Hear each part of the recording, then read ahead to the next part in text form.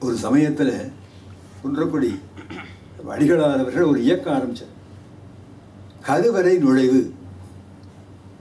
கோவில்களில் கர்ப்ப கிரகத்தில் போகணும் எல்லாரும், எல்லா சாதியும் எல்லா வர்ணமும் ஆண் பெண் அனைவரும் உள்ளே போகணும். அவளை திருவடியை கட்டி தழுவணும்.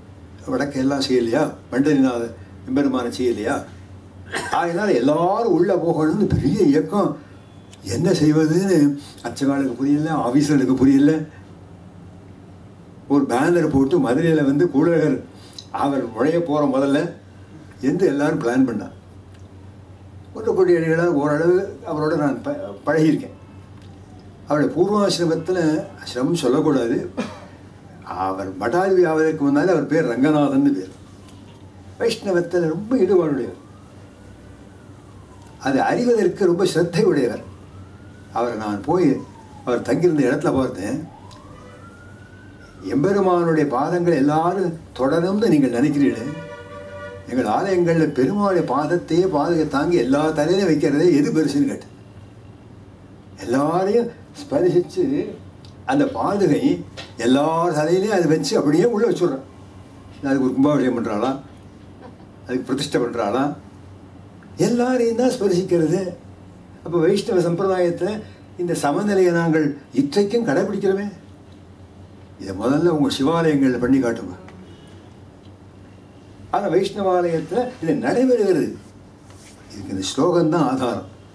திரமிடோபனிஷத்தை அறியாதவனுக்கு கூட இந்த பாதுகா சம்பந்தத்தாலே அவனுக்கு வைஷ்ணவத்துவம் கைகூடுகிறது. இதை சொன்ன பிறகுதான் ஒப்புக்கொண்டார். உண்மைதான் உண்மைதான் என்று சொல்லி உடனே அவர் கோவிலுக்கு கூட்டின்னு வந்தேன். தீர்த்தம் கொடுத்த அர்ச்சகன், நான் கூடவே இருந்தேன். ஸ்ரீ சடகோபன் வாங்கிக்கிறதுக்கு கொஞ்சம் யோஜனை பண்ணார். ஏன் யோஜனை பண்ணார்? அவள்லாம் ஜடை போட்டு அதுக்கு மேலே ஒரு காஷாயத்தை இறுக்கி கட்டியிருப்பாள். படாதிபதி இதில் வச்சுக்கப்படாது, மரியாதை வேணும்னு சொல்லி தனியாக போய் அதை கழற்றி அப்புறம் தான் சடாதி வேண்டார். அவள் எவ்வளவு பெருமை! அந்த திருவடியை தாங்கக்கூடிய பாதகைக்கு இவ்வளவு பெருமை கொடுத்து 1000 ஸ்லோகங்கள் ஆழ்வார் 1000 ஸ்லோகங்கள் பாடினார். யாருக்கு? தமிழ்வர்கள் 1000 ஈன்ற முதல்தாய் சடகோபன் மொயம்பால் வளர்த்தாய் ராமானுசன். யாருக்கு? அரங்கர் வண்புகள் மேல். திருவரங்கருக்குத்தான் இது 1000 பாசனங்களும். என்னுடைய நண்பர் கூட ஒருவர் இல்லை, திருவேங்கடவனுக்குன்னு ஒரு கட்டுரை இருக்கார், வெங்கடகிருஷ்ணன் சுவாமி இருக்கார். ஆனால் பட்டர் அனுபவிக்கிறார் 1000 பாசுரங்களும் எங்கள் நம்பெருமாளுக்கு தான். அதை நிரூபிக்கிறாரு நம்முடைய ஆச்சாரியர்கள். கங்குலும் பகலும் திருவாய்மொழி அந்த பதிகத்தில் 11 பாசுரம். இந்த 11 பாசுரத்தில் 1000 பாசுர அர்த்தங்கள் எங்கெங்கே தேங்கி இருக்குன்னு காட்டியிருக்கிறார். அதான் விரிந்திருக்கிறது.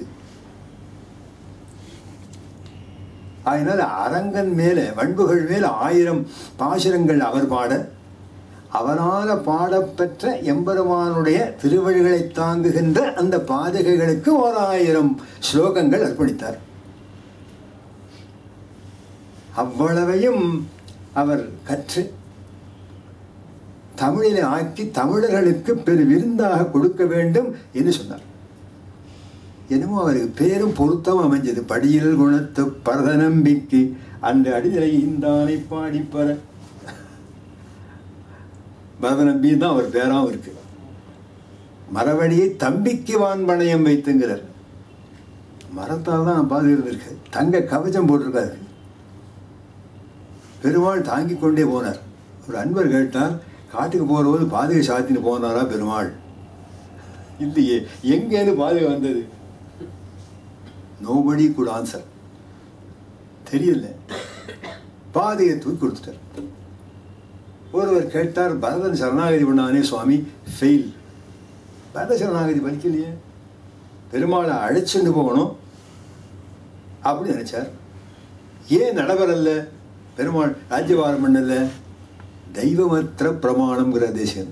தெய்வந்தான் பிரமாணம். மாதா சக்கரவர்த்தி ஆசைப்பட்டான், பெருமாளும் அதுக்கு வேண்டிய காரியங்கள்லாம் பண்ணார், நடக்கலையே. பரத சரணாகதி அது ஃபெயிலியர். சரணாகதி பண்ணான், கீழே சாஷ்டாங்கமாக விழுந்தான், கீழே சைனித்து கொண்டான். என்ன சரணாகதி பிரபத்தி பண்ணாலும் கூட பிரபத்தவியனான பகவானுக்கு இச்சை இருக்கணும். அவன் நினைக்கணும். ஆகினால பெருமாள் என்ன பண்ணார், பாதையை கொடுத்தார். பாதையை வாங்கின பரதன் ஆருரோக கதம் ரதம் சிஷ்டாங்கிறார். சந்தோஷமா ரதத்தில் ஏறி புரட்டானான். அப்போ அவன் நினைவு பூர்த்தி ஆகிடுத்து, இல்லைன்னா துக்கத்தோட போக மாட்டானா, ஏன் மகிழ்ச்சியோட போனான்? நினைச்ச எண்ணம் நிறைவேறுது. என்ன எண்ணம்னா, அயோத்திக்குள்ளே நுழையிற போது பார்க்கலாம், எங்கே பார்த்தாலும் கொடிக்கம்பங்கள் அரை உயரத்தில் பறக்குது. பயந்து போய் உள்ள நுழைஞ்ச உடனே கைகேசி வாசல் இருக்கிறான். ஹே ராஜன்னு கூட்ட வார்த்தை இப்படியா கூப்பிடுறது? சக்கரவர்த்தி இங்கே வாடான்னு நடுங்கி போனான். நானா சக்கரவர்த்தி, நானா ராஜா? ஐயோ, என்னுடைய சேஷத்துவத்தை இவள் அபகரிச்சுட்டாளே, சர்வசேஷியான பெருமாள் இருக்க இந்த ராஜன் சொன்னாள், இப்போவே இதை அலம்பிட்டு வரணும், தொடச்சிட்டு வரணும். அதுக்காக போனான். பெருமாள் பாதையை கொடுத்து அவனுடைய பாரதந்திரியத்தை திருப்பி கொடுத்துட்டார். இழந்த பாரதந்திரியத்தை அவன் மீட்டு வந்தான் இல்லையா, பதிச்சு கொடுத்து. இது சொன்னது, இந்த அர்த்தம் சொன்னது நம்பில்லை, ஆச்சரியமான அர்த்தம் சொன்னார். அந்த பாதகை தான் அரசாண்டு இருக்கு. பாதுகா ராஜ்யம் பண்ற போது எந்த துக்கம் கிடையாது, எந்த கஷ்டமும் கிடையாது. ராஜ்யபாரத்தை அவ்வாறு பண்ணி இருக்கான். ஆகையினாலே அவனுக்கு அதை கொடுத்தார். யார் பாதுகையாக வந்தது? சென்னால் குழையாம் இருந்தா சிங்காதனமாம், நின்னால் மரபடியாம் நீர்கடலுள் என்னும் புனையாமணி விளக்காம் பூம்பட்டாம் புல்குமணையாம் திருமார்க்கு அரவு. 4000 ஆதிசேஷனுக்கு ஒரே பாசம், கலப்பில்லாதபடி, வேறு விஷயம் சேராதபடி, வந்தனைகளும் சேராதபடி ஆதிசேஷனுக்கே உரிய ஒரு பாசனம் கிடைச்சிருந்தவர். ஆண்டாள் பார்த்தா எல்லாரும் சக்கரத்தாழ்வாருக்கே ஸ்தோத்திரம் பண்றார். சுதர்சன சதகம் பண்ணிருக்கா, அஷ்டகம் பண்ணிருக்கா. ஏன் பாஞ்சஜன்யத்துக்கு பண்ணப்படாது? நம்ம அவர் ஊத்தி தான் தமிழில் பண்ண. பாஞ்சஜன்யத்துக்கு எனக்கு நான் தெரிஞ்சவர் அப்படி ஒரு சகஸ்நாமும் அந்த மாதிரிலாம் காணும். அது ஆண்டாள் தான் விடலை. அதுக்காகவே பாஞ்சஜன்யத்தை உஷாவது போல கற்பூரம் நாருமோ, கமலப்பூ நாருமோ, திருப்பவள செவ்வாய் தான் தித்தித்திருக்குமோ, மறுப்பொசித்த மாதவந்தன் வாய்ச்சுவையும் விருப்பற்று கேட்கின்றேன் சொல்லாழி வெண்சங்கே. இதை ஒரு புருஷன் பாட முடியாது. ஒரு காதலி அன்புடைய ஒத்தியானதான் இப்படி வெக்கத்தை விட்டு கேட்க முடியும். வாய்ச்சுவை எப்படி இருக்கும்னு கேட்டிருக்காள. விருப்பற்று கேட்கின்றேன் சொல்லாழி வெண்சங்கே. சங்கு சொல்லித்தான் வியாக்கியாதான். ஏன் தெரியுமா? என் உள்ள ஒன்றும் இல்லை. அதான் புல்லாங்குழலை பார்த்து ராஜை கேட்குறா, உனக்கு எவ்வளவு பெருமை இருக்கு ஏ வேணுவே, பெருமாள் அதரவானத்தை பண்ணுற, அவன் கைகள்லேயே சயனிச்சுருக்க, அவனுடைய இவை கொட்டுதலால் அவனுக்கு விசிறி வீசுகிறான், அந்த புல்லாங்குழலை வாசிக்கிறான், மற்ற நேரங்களில் சுருகிக்கிறான், மாடு மேய்க்கிற போது மறுபடியும் கூப்பிடுறான். எப்போதுமே உனக்கு அவ்வளவு பெருமை என்ன?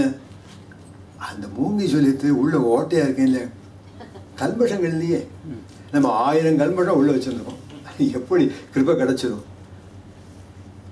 அந்த நினைச்சு தான் ஆண்டாள் அப்படி ஒரு பாசுரத்தை 10 பாசுரங்கள் பாஞ்சஜன்யத்துக்கு இவ்வளவு பெருமையாக சொன்னான். அதுக்காகவே ஆண்டாள் தனிப்பட்ட பெருமை அவளுடைய பெருமை தான். 1000 பாசுரங்கள் திருவாய்மொழி, 1000 இந்த முதல் தாய் சடகோபன், மைம்பால் வளர்த்த ராமானுசன் எல்லாம் சொல்றோம். இது திருவாய்மொழி காக்க வேண்டிய கடமை இனிமேல் வருங்காலத்துக்கு நமக்கு இருக்கிறது.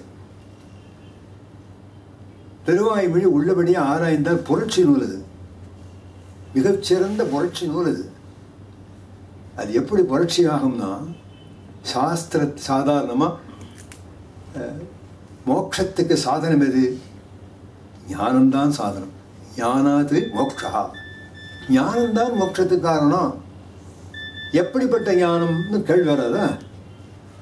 ஜீவபர சம்பந்தம், ஜீவனுக்கும் பரமாத்மாவுக்கும் என்ன சம்பந்தம்ங்கிற ஞானத்தை அடைந்தால் படிப்படியாக மோட்சம் தரும். அது அறிய வேண்டுமேயானால் வேதங்களுக்குள்ளே போக வேண்டும், உபநிடத்துக்களை அத்தியனம் பண்ணி அர்த்தங்களை பார்க்கணும், அதுக்கு அங்கங்களை கற்றுக்கணும். எத்தனை கஷ்டம்! இதுக்கு சம்ஸ்கிருத ஞானம் வேணும். இவ்வளவெல்லாம் பண்ணி என்னைக்கு கடத்திடுறது முடியுமா? அதனால ஆழ்வார் தமிழில் பாடுவோம். தமிழர்களுக்கு ஒரு வேதம் வேண்டாமா? எத்தனையோ திராவிட இயக்கங்கள் பேசுகிறார்களே, யாராவது மேடைகளில் இந்த திருவாய்மொழிக்கு விழா எடுத்திருக்கிறார்களா? நம்மாழ்வாருக்கு சிலை எடுத்து வேண்டாம், நல்ல வேலை நடுத்தருள் வச்சிருவோம். நம்மாழ்வார் நம்முடைய ஆழ்வார் சொல்லி எந்த திராவிட இயக்கத்தை சேர்ந்தவர்கள் ஒரு நாள் கூடி இருக்கிறார்கள், சேர்ந்திருக்கிறார்கள்? எல்லாம் ஐயங்காருக்கு தான் சொந்தமா? மற்றவர்களுக்கு அது உரிமை இல்லையா? அது யாருமே செய்யலையே.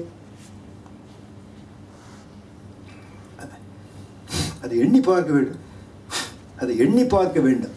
அந்த நேரத்திலே நமக்கு பரத நம்பி அவர்கள் ஆச்சரியமாக இந்த மொழிபெயர்ப்பு செய்திருக்கிறார். நான் பரட்டி பார்த்தேன், எனக்கு புஸ்தகம் இப்போ தான் பார்க்குறேன். இதனுடைய மூல கிரந்தத்தை மூல படி நூலை காட்டினார், பரட்டி பார்த்தேன். நல்லா ஓடி இருக்கு, கவிதை சரளமாக ஓடி இருக்கு. அந்தாதியா பாடினது பெரிய விஷயம், ரொம்ப கஷ்டம் அந்தாதி. ஆமாம், ஞாபகமாக அது அந்தாதிகள் சரியாக போகணும். அந்தாதியில் பாடினது அடுத்த விஷயம். நல்ல தமிழில் எளிமையான நீரோட்டமான தமிழில் அழகாக பாடியிருக்கார். அத்தனை பத்ததிகளையுமே அடக்கி அவர் கொண்டு வந்திருக்கிறார்.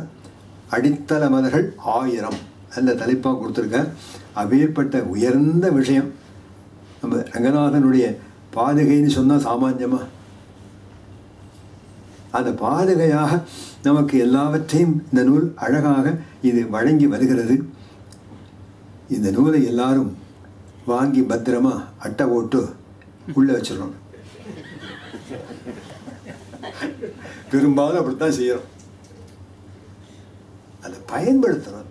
ஏதோ ஒரு நாளைக்கு ஒரு பாசுரம் 1000 சங்கல்பம் பண்ணிப்பேன், 1000 ஒரு நாளைக்கு ஒரு பாசுரம். அது வரலும் பெருமாள் லைஃப் கொடுப்பாரு இல்லையா? 1000 நாள் கிடைக்குமே. 1000 பாசுரங்களையும் அப்படியே பார்த்துட்டே வரும். நல்ல கவித்துவம் இருக்கு, அமைந்திருக்கிறது.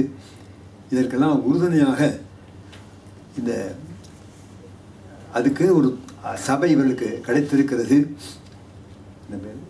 வேதாரணி அறக்கட்டளை. அந்த அறக்கட்டளை இவருடைய இதெல்லாம் படித்து பார்த்தேன். நிறைய சர்வீசஸ் நிறைய பண்ணியிருக்காங்க. இந்த மாதிரி சமூக சேவைகள் தேவை. சமூக சேவை செய்யணும். அதுமா சபை வச்சுக்கிறோம், வேதாந்த சேவர்க்க சபை, பரபரமணி பக்த சபை, ஏதோ உற்சவம், பாராயணம், புளியோதரை, சக்கர பொங்கல், கோஷ்டி விநியோகம் அப்படிதான் நடக்கிறது. ஆனால் ஆழ்வார் அப்படி சொல்லலை. செவ்வாய்மொழி எப்படியெல்லாம் அனுபவிக்கணும்னு சொல்லி அவரே ஒரு பாசுரத்தையும் சொல்லியிருக்கார். பக்தர்கள் பாடணும், இசையிலே பாடணும், ஆடி பாடணும் என்றெல்லாம் நிறைய சொல்லியிருக்கிறார். அதனால் இந்த கிரந்தமானது திருவாய்மொழிக்கு நிகராக அவர் அற்புதமாக ஏற்றிருக்கிறார். அந்த அன்பர் பரத நம்பி அவர்களுக்கு என்னுடைய பரிபூர்ணமான மங்களாசாதனத்தை அடியவர். ஒன்று செய்தாலும் நன்றி செய்தார். நிறைய நூல்கள் வேண்டுங்கிற அவசியம் இல்லை. திருவள்ளுவர் எத்தனை புஸ்தகம் எழுதினார்? ஒரே ஒரு புக். வாஸ்தவம் 3 புஸ்தகம் எழுதினார். அறத்துப்பால் தனி புஸ்தகம், தர்மத்தை சொன்னார். ஆனால் பொருட்பால் அரசியல் தனி புஸ்தகம். இது காமத்துபால் பகவத் சம்பந்தத்தை சொன்னார். இணைச்சு போட்டோம் ஒரு புஸ்தகம் நம்ம வச்சுருக்கணும். அதனால 1000 புஸ்தகம் தான் அது. அப்பேற்பட்ட உயர்ந்த பண்பாளர். அவரோட எனக்கு அதிகமாக பழக்கமே இல்லை. இன்னாரந்தறியேன் இன்னாரந்தறியேன் ஆழ்வார் சொன்ன மாதிரி வந்து என்னுடைய அன்பிற்கு உரியவர் ஸ்ரீ விஷ்ணுசித்தன் காஞ்சி மாநகர் அவர் தான் கொண்டு வந்து சேர்த்தார். சேர்த்த உடனே அவருடைய சேர்த்தி கிடைத்த உடனே அதனால் நல்ல பயன் பெற்றேன். உங்களையெல்லாம் காணக்கூடிய பெரும் பேர் எனக்கு இந்த சன்னிமானங்களில் கிடைத்திருக்கிறது. அதற்காக நான் ஆச்சாரிய பெருமக்களுடைய திருவடிகளெல்லாம் நான் வணங்கி உங்களையும் வாழ்த்தி வணங்கி விடைபெறுகிறேன். வணக்கம். வழியாக